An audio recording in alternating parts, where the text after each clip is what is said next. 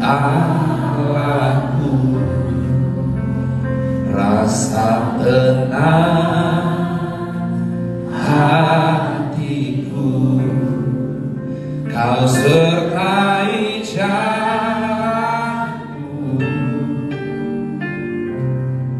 sepanjang hidupku.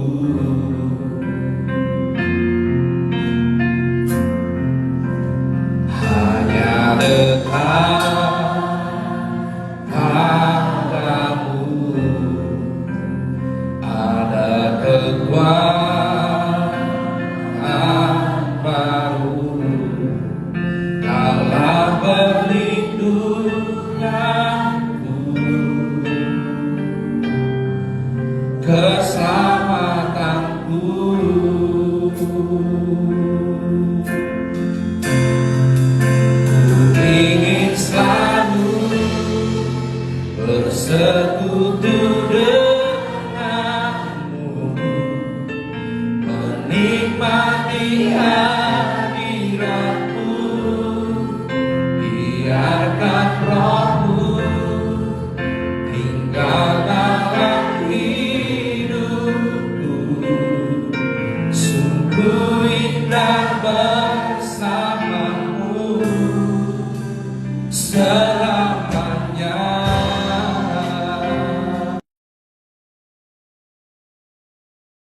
Mari kita lanjut ke sharing firman kita. Saya lanjutkan ke sesi kedua dari tema besar kita, yaitu damai bersama Tuhan. Nah, ada beberapa yang gak hadir minggu lalu, saya sedikit flashback minggu lalu. Tujuan dari sharing ini untuk sepanjang bulan ini, yaitu untuk mengajarkan kita semua, jemaat, bahwa hanya, perhatikan saya, katakan hanya bersama Tuhan dan di dalam Tuhan ada damai sejahtera. Di luar Tuhan tidak ada. Nah, ini yang saya mau ajarin buat saudara, bahwa hanya bersama Tuhan dan di dalam Tuhan ada damai sejahtera dalam hidup kita.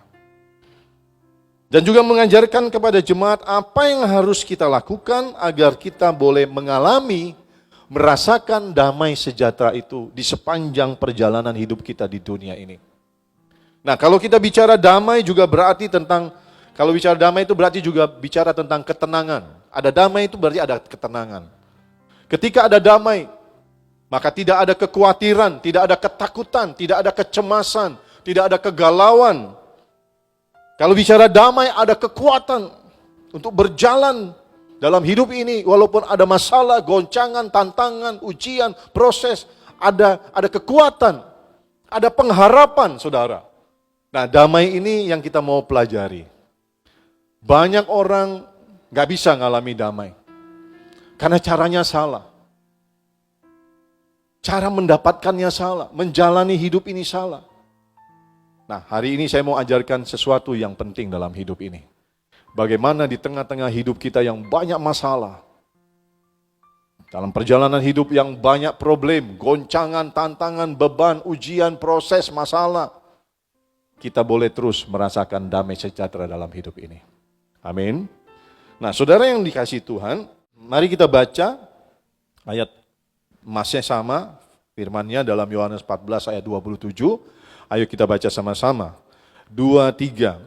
Damai sejahtera kutinggalkan bagimu, kata Tuhan. Ya, itu ku-nya huruf besar, berarti ini Tuhan ya. Damai sejahtera kutinggalkan bagimu, damai sejahteraku kuberikan kepadamu, dan apa yang kuberikan, kata Tuhan, tidak seperti yang diberikan oleh dunia kepadamu. Lalu pada kalimat terakhir, ini penting, Tuhan bilang, jangan gelisah dan gentar hatimu. Maksud jangan gelisah dan gentar ini artinya, kamu tetap tenang, tetap damai. Jangan gelisah, tidak usah takut, jangan gentar, jangan galau, jangan cemas, kata Tuhan. Ini nasihatnya, saudara. Nah, kita mau bahas ayat ini sedikit, karena memang setiap kali ayat firman disampaikan, itu harus diberikan penjelasan sejelas-jelasnya. Nah, saudara perhatikan, ayat ini barusan kita baca. Dari ayat ini, saudara, kita mengetahui bahwa hanya Tuhan ya yang menjadi sumber damai sejahtera kita.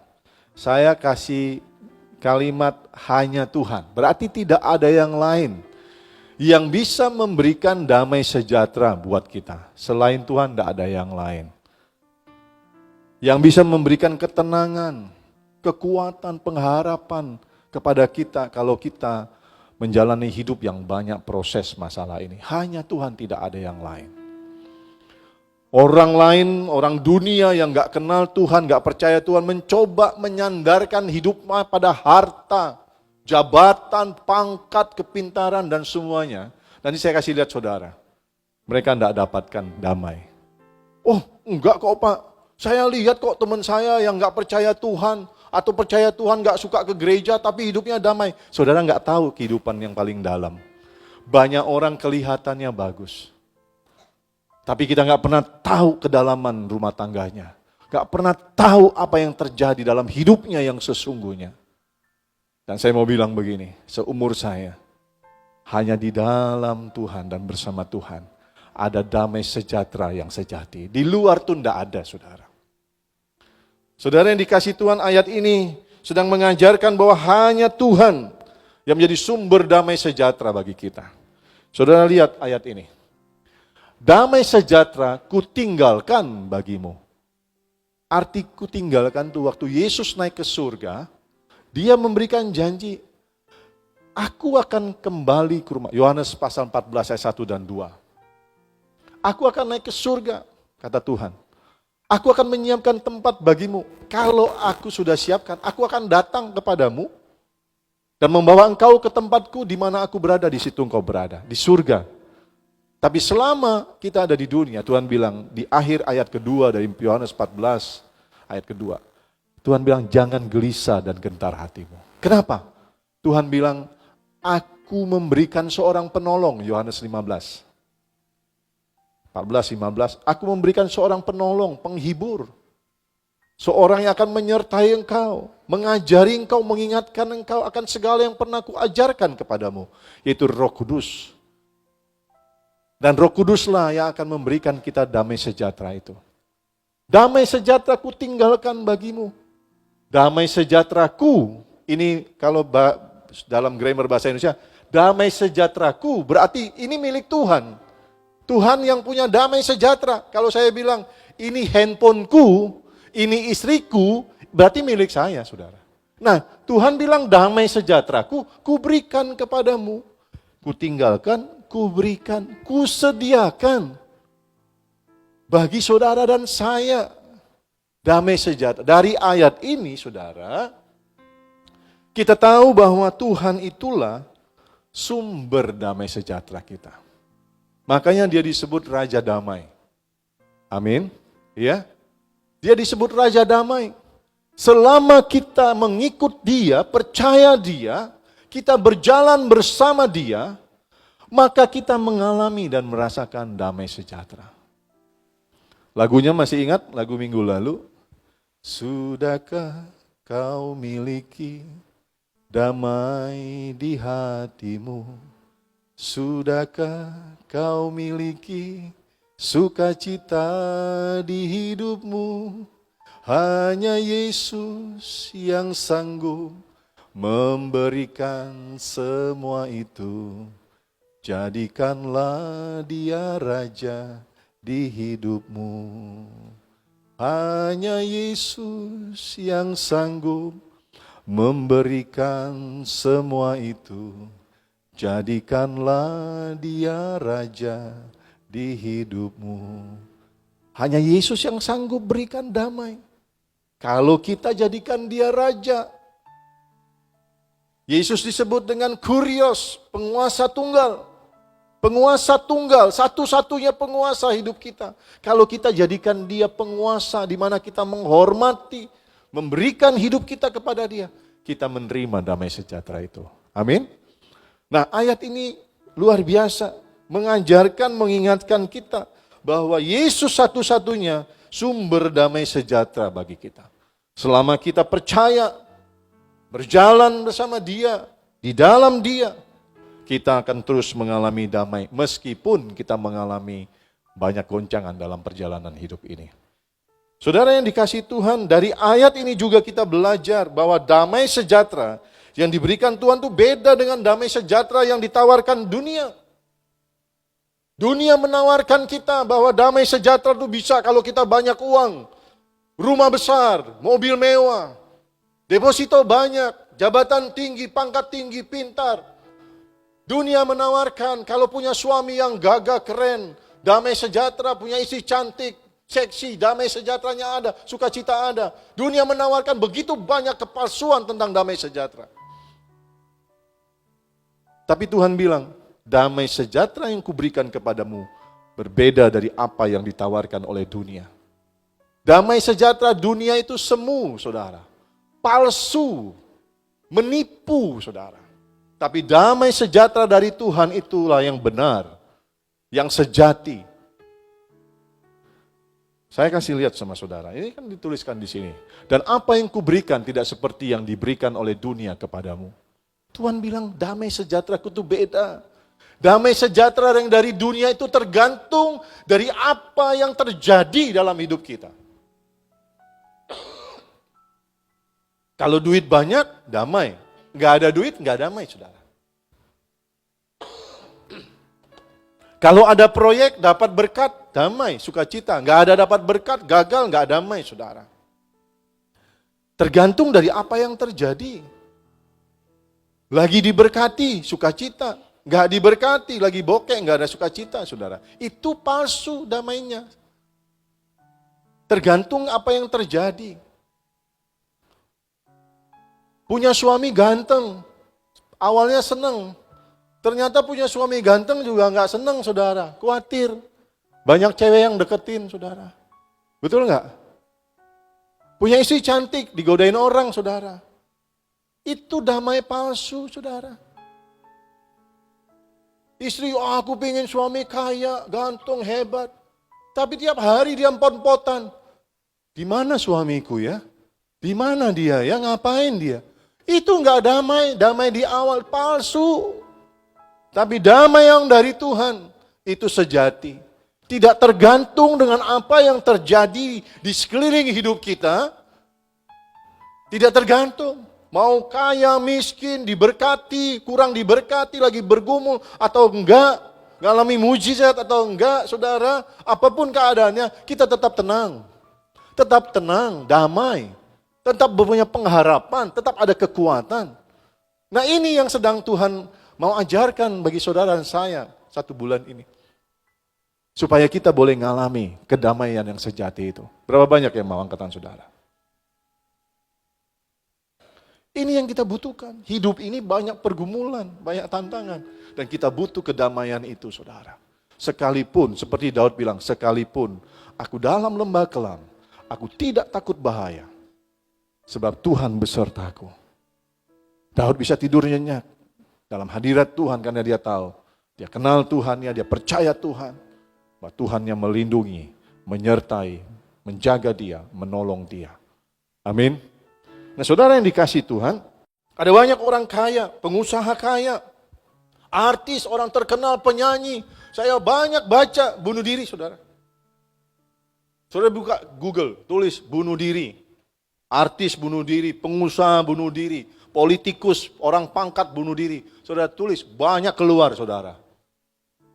Ini yang membuktikan apa yang saya ngomong. Pengusaha itu duitnya banyak, saudara. Nggak jamin ada damai sejahtera. Stres, galau, saudara, cemas.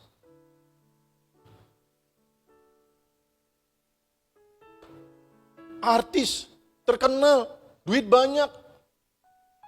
Dipuja-puja orang, banyak yang mati bunuh diri, saudara. Tadi pagi saya lagi habis mandi, saya siapin ini maka agak terlambat ke Oapir. Dari tadi malam sudah diingatkan, tambahin, kasih contoh. Bahwa apa yang dari dunia tidak jamin damai sejahtera. Ini Marimutu Sinivasan, Manimaren, KKN namanya Marimutu Sinivasan. Orang turunan India, pengusaha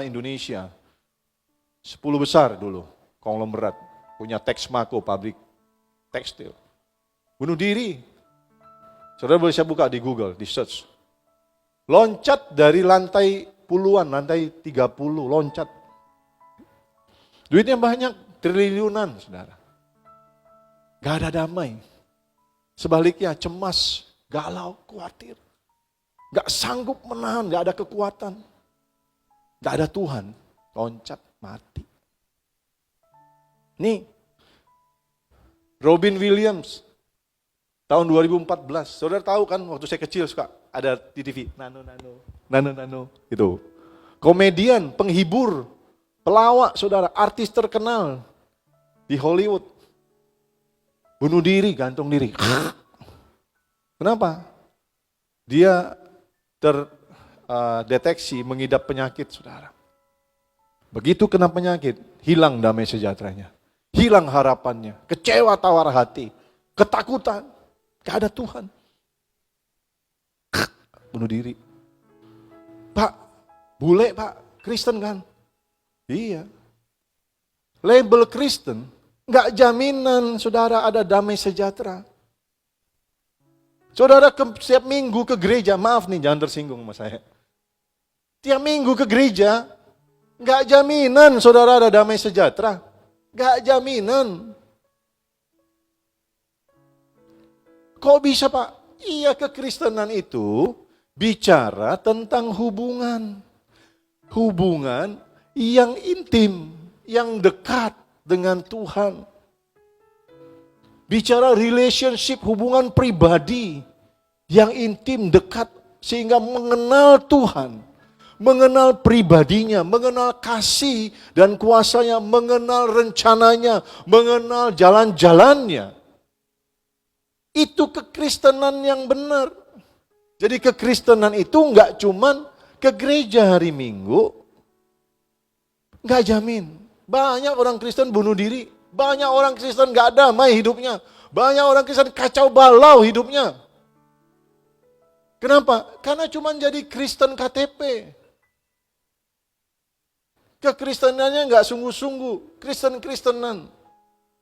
Tapi saya yakin, saya jamin kalau Kristen saudara itu benar, saudara bangun hidup saudara, punya hubungan yang benar dengan Tuhan, yang dekat, saudara mengenal pribadi Tuhan, rencananya yang indah buat saudara, kasihnya yang luar biasa, kuasanya yang hebat, saudara tahu jalan-jalannya Tuhan, saudara mengerti cara kerjanya Tuhan, saudara pasti ngalami damai sejahtera. Pasti tenang hidupnya, pasti punya pengharapan, pasti kuat di dalam Tuhan, sekalipun ngalami masalah. Amin. Karena itulah yang saya ajak saudara, yuk mendekat kepada Tuhan. Ayo bangun hubunganmu dengan Tuhan.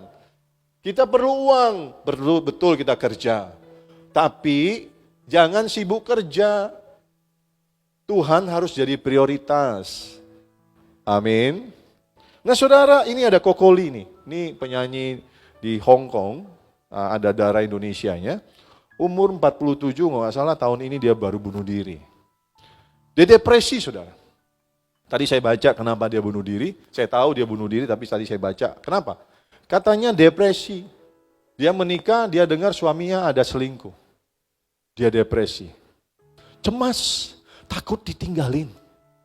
Kecewa, sedih.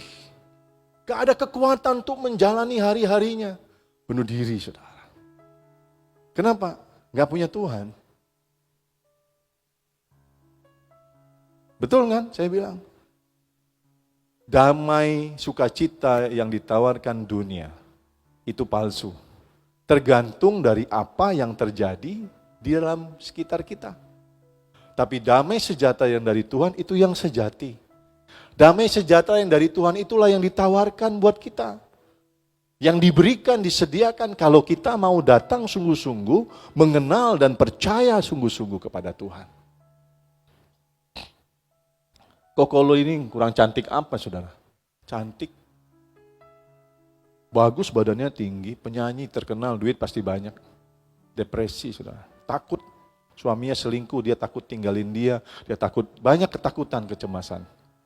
Beda sama Bu Dewi, saudara. Saya kenal Bu Dewi. Sering saya ngomong, kalau saya cerita tentang lama pernikahan, lama pacaran, saya bangga. Karena saya lalui itu bersama Bude.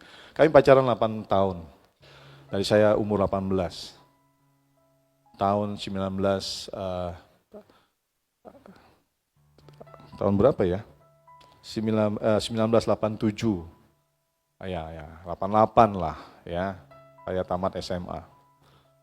Lalu nanti Desember 28 tahun saya masuk pernikahan 28 tahun.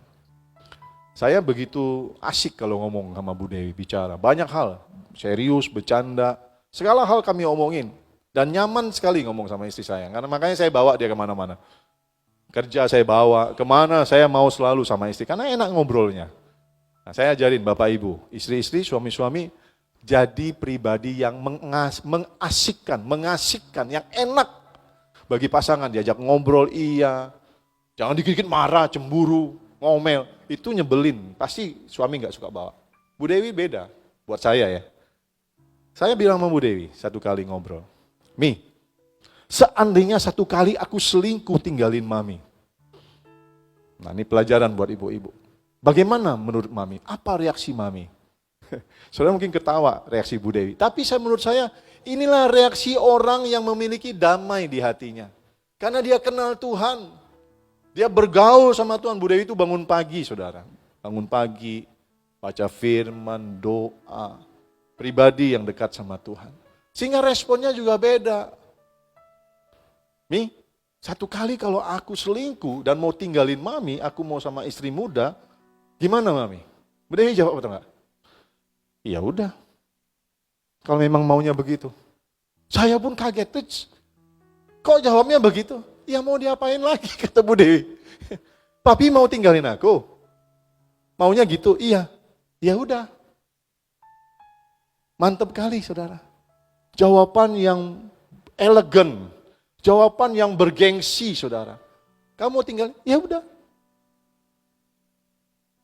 Artinya Bu Dewi itu gak tergantung dengan apapun. Karena dia punya Tuhan. Selama kita punya Tuhan. Kita gak tergantung dengan apapun. Amin. Selama kita punya Tuhan, ada damai, ada sukacita, ada kekuatan, ada pengharapan. Dan saya juga punya prinsip yang sama. Saya juga bilang Bu Dewi, satu kali misalnya Mami mau pergi sama orang lain, mau tinggalin aku juga bilang, ya udah, gak masalah. Ngapain saya harus marah-marah? Bu Dewi juga ngapain harus marah-marah? Ya udah. Kalau saya candain lagi, gak apa-apa Mami tinggalin. Aku cari yang umur 21. Gak bercanda. Gak. Saya percaya istri saya gak akan tinggalkan saya. Dan saya juga tidak akan meninggalkan dia. Karena kita percaya Tuhan. Kita di dalam Tuhan. Selalu kita merasa tenang. Kita gak khawatir akan apapun. Amin. Ya. Saudara yang dikasih Tuhan. Ini menjadi contoh dari sekian banyak orang bahwa uang itu tidak jaminan. Ketenaran, pangkat, semua yang kita miliki, enggak jaminan kita ngalami sukacita, ketenangan, kekuatan, pengharapan dalam hidup ini. Hanya di dalam Tuhan. Ayo bilang sama-sama. Hanya di dalam Tuhan, aku tenang. Daud udah buktikan tadi. Hanya dekat Allahku. Rasa tenang hatiku. Daud tulis itu. Dia ngalami banyak pergumulan. Tapi dia tenang. Dan dia kasih kesaksian dalam mazmurnya. Hanya dekat Allahku. Akhir-akhir gitu tadi kita nyanyiin sebelum lagu firman ya. Oke, kita lanjut ya. Saudara perhatikan kalimat terakhir dari ayat ini. Tuhan bilang, jangan gelisah dan gentar hatimu. Kenapa? Karena kalau kita memiliki damai yang dari Tuhan, kita nggak perlu gelisah, nggak perlu cemas. Apapun boleh terjadi. Amin. Ya. Nah, saya ingin cerita ilustrasi. Ada seorang anak yang berjalan sama papanya. Jalan, biasalah. Papa suka bawa anaknya. Ketika berjumpa dalam perjalanan, ketemu anjing. Wow, anjing galak. Anak itu gak takut ya.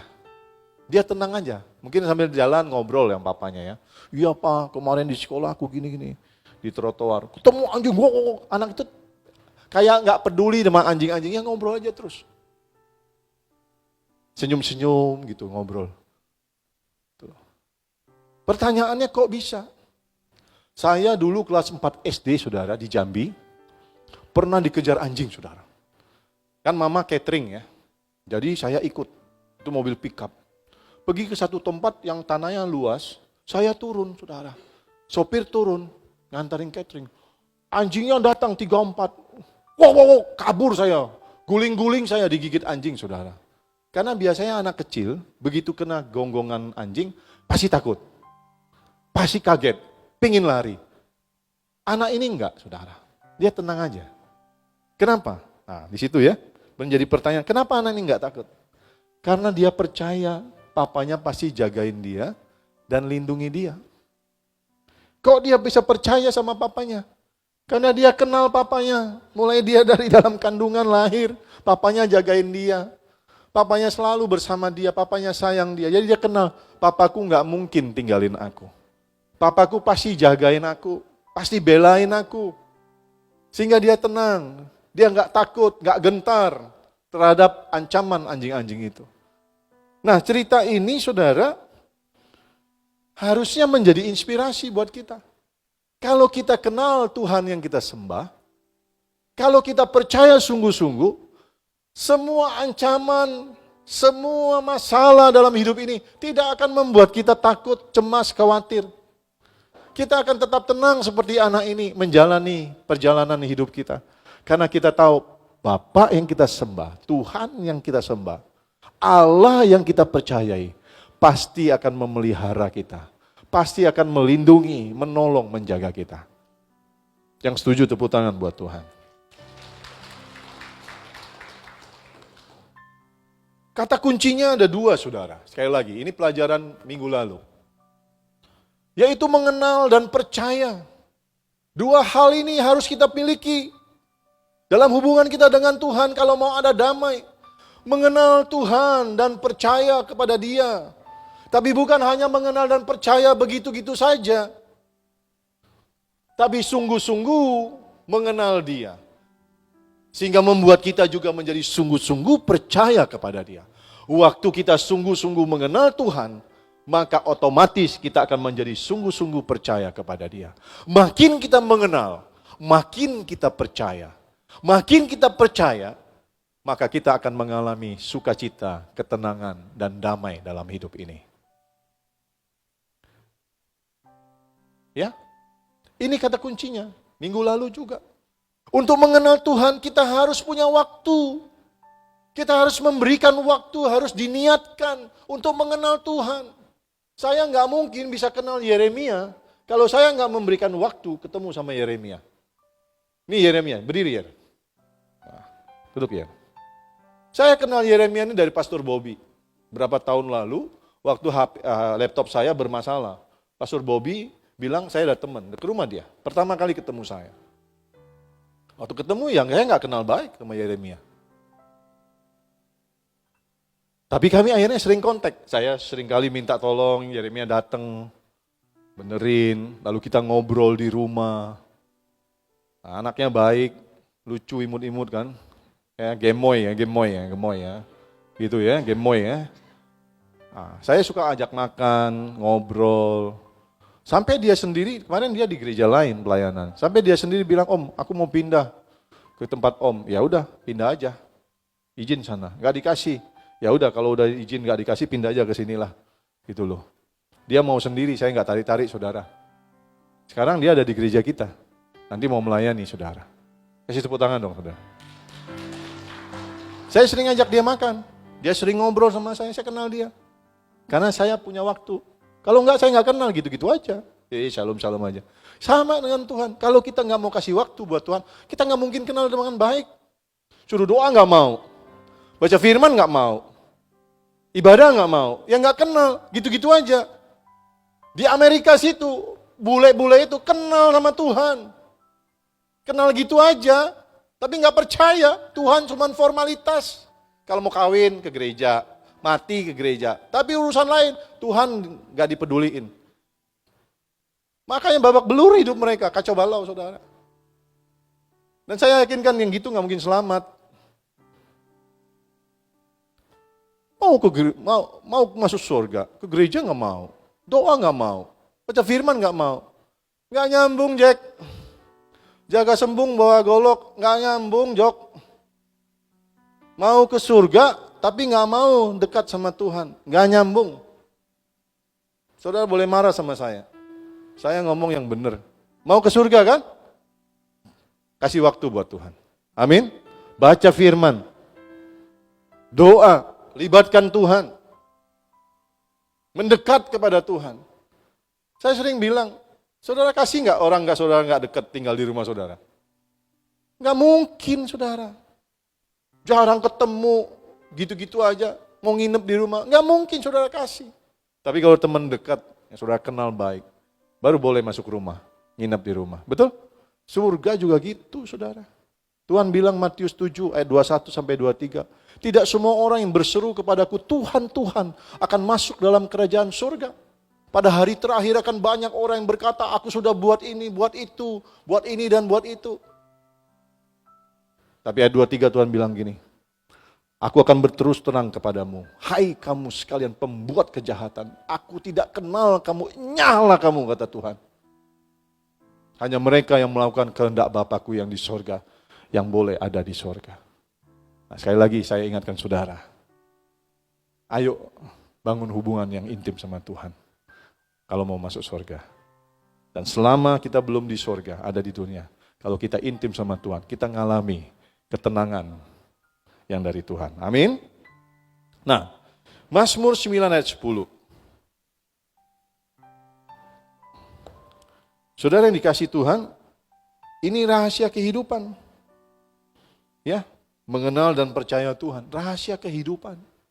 Kalau mau damai, Mazmur 9 ayat 10 bilang begini, orang yang mengenal namamu percaya kepadamu, sebab tidak kau tinggalkan orang yang mencari engkau ya Tuhan. Dua hal ini berkaitan, seperti saya bilang tadi. Kenal Tuhan, kita akan percaya. Semakin kenal, semakin percaya. Semakin kenal, semakin percaya. Semakin intim sama Tuhan, semakin mengasihi Tuhan. Semakin intim, semakin kenal, semakin taat sama Tuhan. Banyak orang bilang, kenapa aku rasanya rohaniku gak bertumbuh? Gimana mau tumbuh? Saudara suruh doa aja gak mau. Gimana mau tumbuh? Baca firman aja gak mau. Melayani aja gak mau. Hari-hari saudara sibuk dengan urusan saudara, Tuhan nomor 8. Gimana rohanimu bertumbuh, engkau gak fokus sama Tuhan? Pohon aja mau tumbuh, mau berbuah, dirawat, disiram, dipupukin. Diperhatikan, saudara. Baru dia bertumbuh, berbuah. Nah rohani kita ini, mau bertumbuh juga harus dirawat, saudara. Betul gak? Oke. Sebaliknya saudara, orang yang tidak mengenal dan tidak percaya Tuhan dengan sungguh-sungguh akan selalu mengalami, merasakan kekhawatiran, ketakutan, cemas, galau, gak ada kedamaian, gak ada kekuatan, tawar hati. Nah, itulah yang dialami. Kalau kita nih gak kenal Tuhan, gak deket Tuhan, gak sungguh-sungguh, itu yang kita alami. Pilihan ada sama saudara. Saya sampaikan firman, saudara, responnya keputusan saudara. Amin. Nah, saya akan kasih ayat terakhir. Ini cerita Matius, cerita Yesus. Kalau saudara buka kitab Injil, Matius, Markus, Lukas, Yohanes, di ayat-ayat pertama, di pasal-pasal pertama, akan ada cerita ini. Bukan di pertengahan atau di ujung, di pertama-tama. Ketika Yesus baru panggil murid-muridnya, ya, mereka nelayan dipanggil, ikut. Jadi murid, jadi penjalan manusia, mereka respon, ikut. Mereka baru ketemu Tuhan, baru mulai percaya, tapi belum sungguh-sungguh, baru mulai kenal Tuhan, baru mulai percaya. Sehingga ini terjadi. Nah, ayat 8, pasal 8, 23, 27, perikopnya angin ribut diredakan. Perhatikan, lalu Yesus naik ke dalam perahu dan murid-muridnya pun mengikuti dia. Sekonyong-konyong, mengamuklah angin ribut di danau itu sehingga perahu itu ditimbus atau ditimpa gelombang, tetapi Yesus tidur. Maka datanglah murid-muridnya membangunkan dia, katanya, Tuhan tolonglah kita binasa. Saudara perhatikan ini beda gambar, beda warna ada garis bawah. Itu stressing point yang kita mau bahas. Tuhan tolonglah kita binasa. Yesus berkata kepada mereka, mengapa kamu takut? Kamu yang kurang percaya. Lalu bangunlah Yesus menghardik angin dan danau itu, maka danau itu menjadi teduh sekali. Dan heranlah orang-orang itu, katanya, orang apakah dia ini sehingga angin dan danau pun taat kepadanya. Oke, kita bahas ya, sebagai pembahasan terakhir. Saya percaya sudah pasti diberkati. Perhatikan, ketika Yesus naik ke perahu, murid-muridnya ada, sekonyong-konyong, kata sekonyong-konyong itu artinya tiba-tiba, saudara. Tiba-tiba mengamuklah angin ribut di danau itu, sehingga perahu itu ditimbus gelombang. Nah, hidup kita itu juga seringkali begitu kan? Lagi enak-enak, tenang-tenang, tiba-tiba ada masalah. Tiba-tiba ada goncangan, ada tekanan, ada ujian, saudara. Lagi enak-enak, tiba-tiba ada yang sakit. Tiba-tiba dipecat, tiba-tiba rugi, tiba-tiba ngalami sesuatu yang gak bagus. Seperti cerita ini. Ketika baru naik, baru jalan, tiba-tiba ada gelombang. Ini sedang ngomongin kehidupan kita. Tiba-tiba bisa datang masalah itu, gelombang, goncangan itu. Sehingga perahu itu diombang-ambing, sehingga hidup kita juga tergoncang. Nah, saudara perhatikan. Ini warning, katakan warning, peringatan. Jika ada hari ini yang merasa tidak perlu Tuhan, merasa tidak perlu sungguh-sungguh, hati-hati. Pak, saya lagi baik-baik saja Pak, bisnis bagus, duit banyak, tabungan, deposito, sehat. Anak-anak baik, suami baik, sehat, istri baik, aman. Saya tidak perlu sungguh-sungguh lah sama Tuhan. Yang penting ibadah minggu, oke, pergi pulang, aman cukup. Tidak perlu sungguh-sungguh. Hati-hati. Dari mimbar ini sebagai gembala yang mengasihi saudara, saya mau bilang hati-hati. Pak Niko juga suka bilang hati-hati. Gelombang itu tiba-tiba bisa datang. Amin. Tiba-tiba ada penyakit. Tiba-tiba ada masalah. Hati-hati. Dan ketika engkau tidak dekat sama Tuhan, karena engkau merasa semua aman, begitu datang gelombang, engkau ketakutan, engkau cemas, engkau kebingungan, engkau galau. Kau enggak punya pegangan karena engkau jauh dari Tuhan. Hati-hati. Amin. Ya. Jangan sombong. Kita perlu Tuhan di segala waktu kehidupan kita. Ada badai tapi Yesus tidur. Kok bisa? Wah, paling begini angin ribut. Kok Yesus bisa tidur? Bisa. Kenapa? Karena dia Tuhan. Jangankan tidur, Yesus bisa terbang.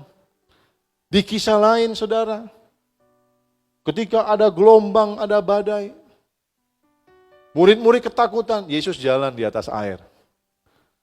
Semua bilang hantu. Yesus bilang, jangan takut, ini aku, Yesus. Petrus bilang, kalau kau Tuhan, suruh aku jalan. Jalan sini, kata Tuhan. Petrus turun keluar dari kapal. Petrus jalan di atas air. Karena Tuhan yang suruh. Tapi karena Petrus, dia nggak fokus sama Tuhan. Dia lihat gelombang, dia tenggelam. Kalau engkau fokus sama Tuhan, engkau ngalami mujizat, engkau bisa jalan di atas air. Ini kiasan ya. Tapi kalau engkau fokusnya pada gelombang masalah hidupmu, engkau pasti tenggelam. Coba lihat suami istrimu kiri kanan, bilang gini, dengerin tuh Pak Ferry ngomong. Jangan fokus pada masalah, fokus sama Tuhan. Amin? Ya? Murid-murid ketakutan saudara, berpikir bahwa mereka pasti akan binasa. Tuh, saya kasih lihat saudara. Mereka bilang, Tuhan tolong kita binasa. Orang yang cemas, mikirnya pasti jelek. Orang yang galau, gak tenang, pasti mikirnya yang buruk, gak bisa pikir normal. Murid-murid lagi ketakutan. Guru tolong mati nih, mati kita, mati nih Tuhan, mati kita. Padahal mereka tahu ada Tuhan di situ. Kenapa mereka gak bisa pikir normal? Karena mereka cemas. Kenapa mereka cemas? Yesus tahu. Yesus tegur mereka. Mengapa kamu takut? Kamu yang kurang percaya. Pelajaran buat kita, saudara. Kita nih harus dekat sama Tuhan. Dan ketika ada masalah, kita tetap tenang. Kita bisa berpikir benar. Amin. Kecemasan kita, kegalauan kita melemahkan iman kita. Membuat kita gak bisa berpikir benar. Lalu bangunlah Yesus menghardik angin dan danau itu, maka danau itu menjadi teduh sekali. Kalau kita dekat Yesus, Yesus pasti tolong kita. Semua gelombang, masalah, goncangan dalam hidup, pasti Tuhan akan tolong menjadi teduh. Dan kita akan berjalan bersama Tuhan dengan tenang dan sukacita. Amin.